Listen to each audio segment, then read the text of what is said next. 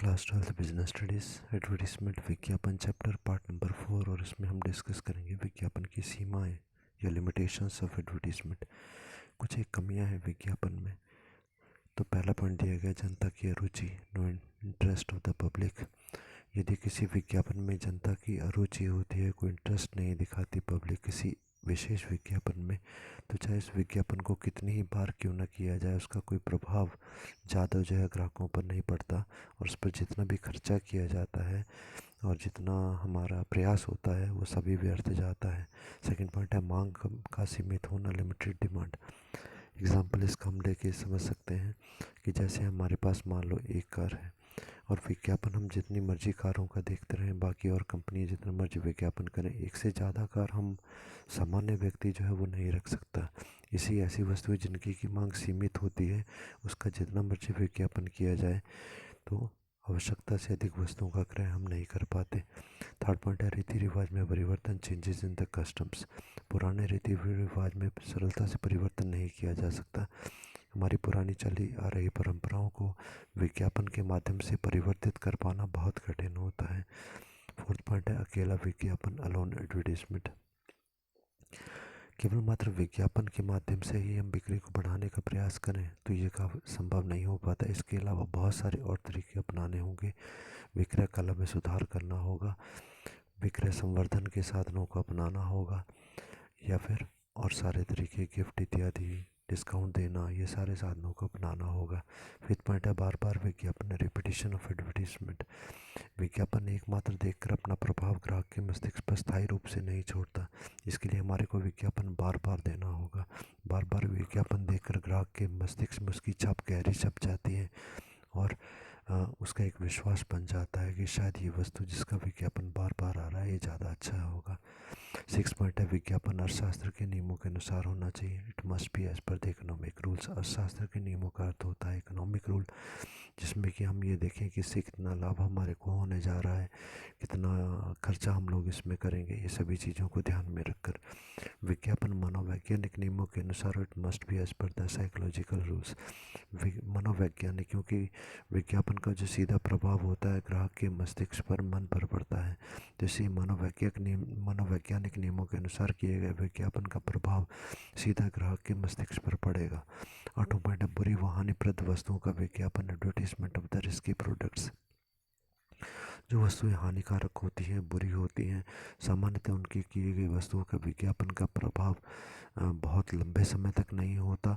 और दूसरी बात है कि उसका प्रभाव अधिकतर व्यक्तियों पर सकारात्मक नहीं होता। अगला दिया गया अच्छे विशेषज्ञों का अभाव, lack of the advertisement expert. विज्ञापन करने के लिए बहुत एक्सपर्ट व्यक्तियों की आवश्यकता होती है जिन्हें विज्ञापन के सभी नियमों का पूर्ण ज्ञान हो।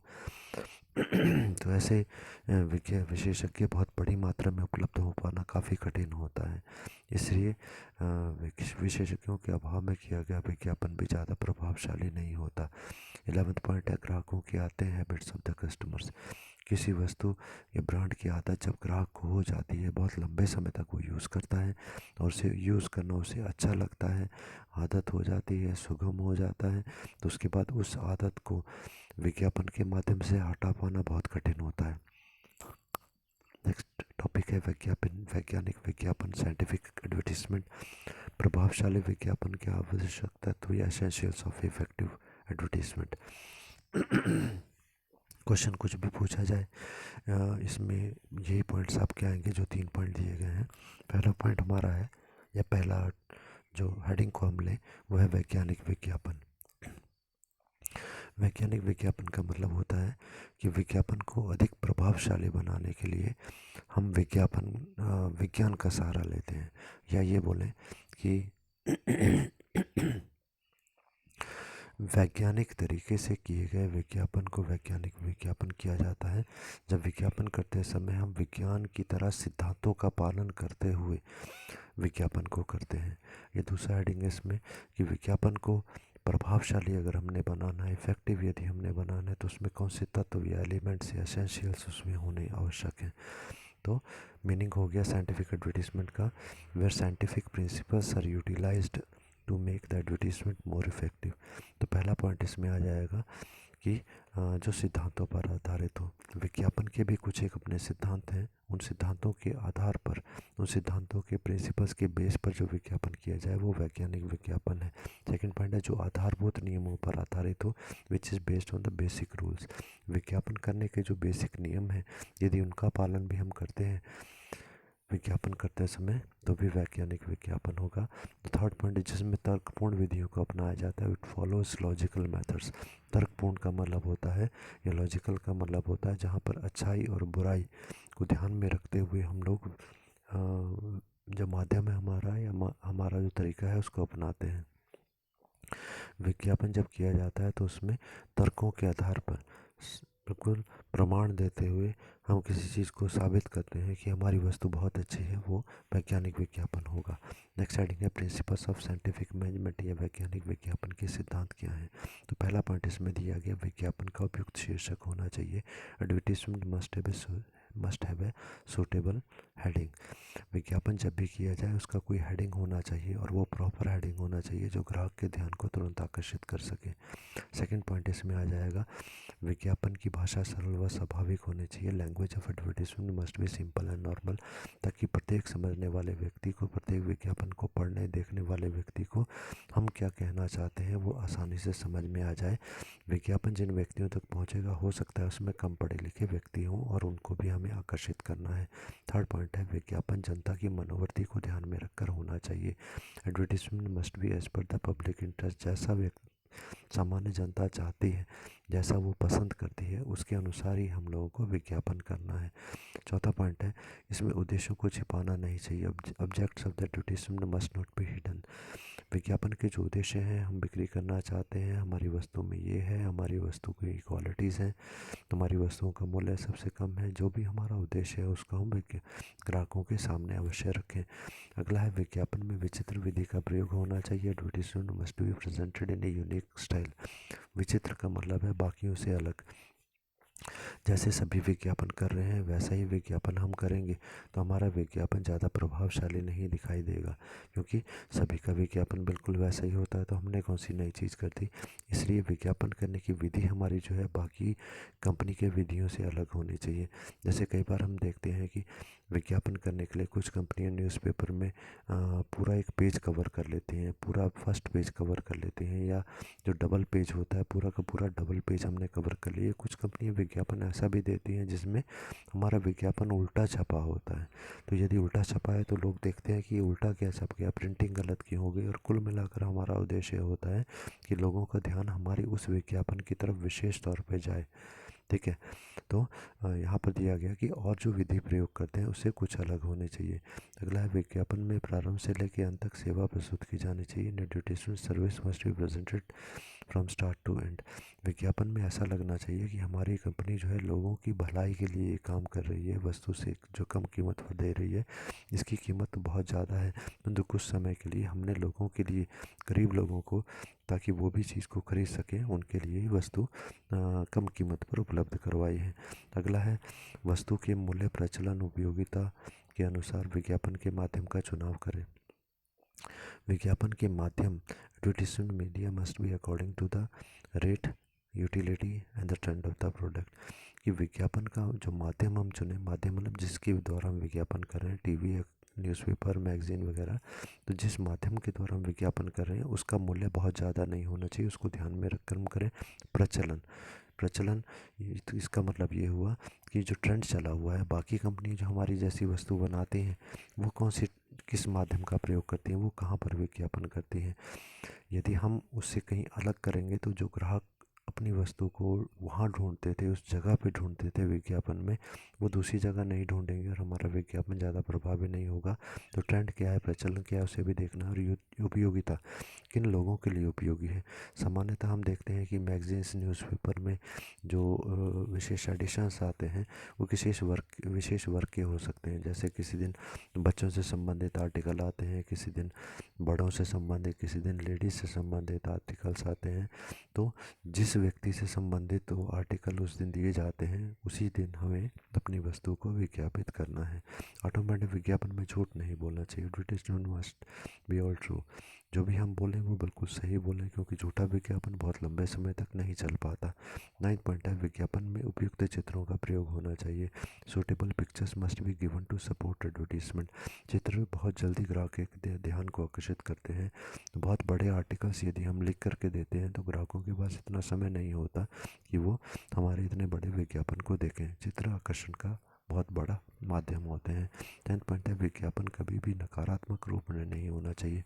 It must not be negative. Negative चीज़ों का प्रभाव बहुत अच्छा नहीं पड़ता, इसलिए नकारात्मक नहीं, हमेशा पॉजिटिव होना चाहिए। दिया गया, विज्ञापन में सदा आशावादी दृष्टिकोण होना चाहिए। There must be a positive attitude in the advertisement. हमें उम्मीद होनी चाहिए कि अवश्य ही ग्राहक हमारे विज्ञापन से प्रभावित होकर हमारी वस्तु को क्रय करेंगे, और ऐसे ही भाषा और ऐसे ही शब्दों का प्रयोग हमारे विज्ञापन में होना भी चाहिए। अगला दिया गया, वैज्ञानिक विज्ञापन के चरण या फिर फेसेस ऑफ साइंटिफिक एडवर्टीजमेंट। अब वैज्ञानिक विज्ञापन के चरण का मतलब है कि स्टेप्स में हम विज्ञापन को करेंगे। तो इसमें हमारे पॉइंट्स जो आते हैं वो फर्स्ट पॉइंट आएगा कि जब भी फेसेस का मतलब चरण, और चरण के जो पॉइंट्स होते हैं इनको चेंज नहीं किया जाता, इनको जैसे हैं वैसे ही दिखाया जाता है। तो सबसे पहले जब वैज्ञानिक विज्ञापन हम करने जा रहे हैं तो सबसे पहले हम क्या करेंगे, प्रारंभिक अनुसंधान या प्रिलिमिनरी इन्वेस्टिगेशन। सबसे पहले हम खोज करेंगे, भाई हम विज्ञापन कर रहे हैं, वस्तु बना रहे हैं, किस चीज़ की है। तो दिया गया यहाँ पर व्यवस्थित तर्कपूर्ण योजना के लिए निम्न कार्य किए जाते हैं। व्यवस्थित मतलब एक सिस्टमेटिक तरीके से, तर्कपूर्ण मतलब बहुत सोच विचार कर हमको विज्ञापन के लिए प्लान बनाना है, उसके लिए हम कुछ कार्य करेंगे। ये पॉइंट हम करेंगे, विपणन या बाजार अनुसंधान, मार्केट रिसर्च हम करेंगे। बाजार मतलब वो स्थान जहाँ पर कि ग्राहक रहते हैं, जहाँ पर हमने वस्तु को बेचना है, जहाँ पर बाकी विक्रेता भी वस्तु को बेचते हैं, उसका अनुसंधान रिसर्च मतलब उसके बारे में खोज करना। हमने ये पता लगाना है कि बाजार के रीति रिवाज क्या हैं। रीति रिवाज का यहाँ पर मतलब है कि बाकी कंपनियाँ जो उसी बाजार में उसी जगह पर उन्हीं ग्राहकों को सामान बेचती हैं, वो विज्ञापन के कौन से माध्यमों का प्रयोग कर रही हैं। परंपरा, विज्ञापन करने की पहले से परंपरा कौन सी रही है, और विज्ञापन और बाजार की स्थिति क्या है, कौन सी जगह पर हमारे ग्राहक रहते हैं, ये सब कुछ हमारे को खोज करना है। सेकंड पॉइंट है वस्तु विश्लेषण या प्रोडक्ट एनालिसिस। विज्ञापन करने वाला व्यक्ति को सबसे पहले अपनी वस्तु के बारे में भलीभांति परिचित हो जाए। अपनी वस्तु के बारे में उसको विशेष ज्ञान जानकारी होनी चाहिए। अगर हम वस्तु के बारे में डिटेल में जानते हैं तभी तो हम ग्राहक को उस वस्तु के गुणों के बारे में बता पाएंगे। और ये भी कि हमारे को ये भी बताना है कि हमारी वस्तु ग्राहक की कौन सी आवश्यकता को और कैसे संतुष्ट कर सकती है, इसके कौन कौन से उपयोग जो है वो ग्राहक कर पाएगा। सी पॉइंट ये दिया गया, उपभोक्ता अनुसंधान या कंज्यूमर रिसर्च। उपभोक्ता की प्रवृत्ति, उसका रहन सहन कैसा है, उसकी आमदनी कितनी है, कि वो इतनी कितनी कीमत की वस्तु को खरीद पाएगा, उसकी मनोवृत्ति किस प्रकार की है, ये उपभोक्ता के बारे में पूरी डिटेल जानकारी हमको प्राप्त करनी है। फिर नीचे डी पॉइंट पर आते हैं, एरो मार्क बना हुआ है कि प्रतिस्पर्धा विश्लेषण या कॉम्पिटिटिव एनालिसिस। विश्लेषण एनालिसिस का मतलब होता है गहराई से जांच पड़ताल करना। हमें अपनी वस्तु के अलावा प्रतियोगी कॉम्पिटिटर्स की वस्तुओं को भी पूरी जानकारी होनी चाहिए। जब हम विज्ञापन करते हैं तो हमें बताना है कि बाकी कंपनियों की वस्तुओं में ये कमी है, हमारी वस्तु में ये कमी नहीं है, बल्कि उससे ज़्यादा ये अच्छाई है। बाकी कंपनियों की वस्तुओं में इतना रेट है उनका, वो इतनी महंगी है और हम इस रेट पर वस्तु दे रहे हैं। ठीक है, तो जब हमें बाकी कॉम्पिटिटर्स मतलब हमारी जैसी वस्तु बेचने वाली बाकी कंपनियों की वस्तुओं के बारे में पूरी जानकारी होगी, तभी हम उनसे तुलना करके उन्हें अपनी वस्तु की अच्छाई के बारे में बता पाएंगे। सेकंड पॉइंट जब ये हो गया, बाजार का अनुसंधान हम लोगों ने कर लिया, अब हम आते हैं सेकंड पॉइंट पर जो है बस्टिंग व माध्यम नियोजन। बजटिंग और माध्यम नियोजन, budgeting and media planning. Budgeting का मतलब होता है पैसों की इंतजाम करना, उसकी व्यवस्था करना, और माध्यम नियोजन माध्यम होगा जिसके की तरीके से, जिस विधि से हम लोग विज्ञापन करने जा रहे हैं, जैसे टीवी, न्यूज़पेपर, मैगजीन्स इत्यादि। तो दिया गया, विज्ञापन के उद्देश्यों को ध्यान में रखकर फिर हम बजट बनाएंगे कि हमारा उद्देश्य क्या है, उसके अनुसार हम बजट बनाएंगे, मतलब पैसे की व्यवस्था करेंगे, कितना खर्चा हम करेंगे। बजट बनाते समय हमारे को कुछ चीज़ों को ध्यान में रखना होगा कि हमारी कुल बिक्री कितने होने वाली है, टोटल सेल हमारी कितनी हो जाएगी। सेकंड है कुल लाभ या टोटल प्रॉफिट हमारा कितना हो जाएगा। उसके बाद है क्या कार्य हमारी वस्तु करेगी या हम क्या कार्य करेंगे विज्ञापन के माध्यम से। कंपटीशन प्रतियोगिता हमारी कौन कौन सी कंपनियों के साथ है, उनके साथ हमने तुलना करके बताना है कि हमारी वस्तु अच्छी है। उसके बाद है व्यय की जाने की मात्रा, खर्चा करने की मात्रा, अमाउंट टू बी स्पेंट, विज्ञापन पर हम कितना पैसा खर्च करेंगे ये भी हम इसमें बताएं। थर्ड पॉइंट है कार्यक्रम का क्रियान्वयन, एग्जीक्यूशन ऑफ द प्रोग्राम। कार्यक्रम का क्रियान्वयन, एग्जीक्यूशन ऑफ प्रोग्राम का मतलब हुआ कार्यक्रम जो हम बनाएंगे अब उसको लागू करना है, कार्यक्रम के ऊपर शोध करना है, उस पर रिसर्च करना है, अनुसंधान करना है, और जो भी हम प्रोग्राम अपना पूरा बनाएं वो सारा का सारा शोध रिसर्च के ऊपर बेस्ड हो। बिना सोचे समझे, बिना खोज के हमें कुछ नहीं करना है। हमें जो विज्ञापन करना है उस विज्ञापन में एक आदर्श और अच्छे विज्ञापन के सभी गुण मौजूद होने चाहिए। चौथा पॉइंट है परिणामों की जांच पड़ताल करना। जब हम लोगों ने अब कार्यक्रम को क्रियान्वित कर दिया, एग्जीक्यूट कर दिया, लागू कर दिया, तो अब उसके बाद में अगला है परिणामों की जांच पड़ताल करना या उसको चेक करना, टेस्टिंग ऑफ द रिजल्ट्स। यहाँ पर दिया गया कि विज्ञापन में जो हम लोगों ने जब विज्ञापन किया है अब उसका रिजल्ट हमको कैसा मिला, विज्ञापन के जो लक्ष्य हम लोगों ने निर्धारित किए थे, फिक्स किए थे, डिसाइड किए थे, क्या हमारे विज्ञापन ने उन लक्ष्यों को पूरा कर लिया, उन लक्ष्यों को प्राप्त कर लिया।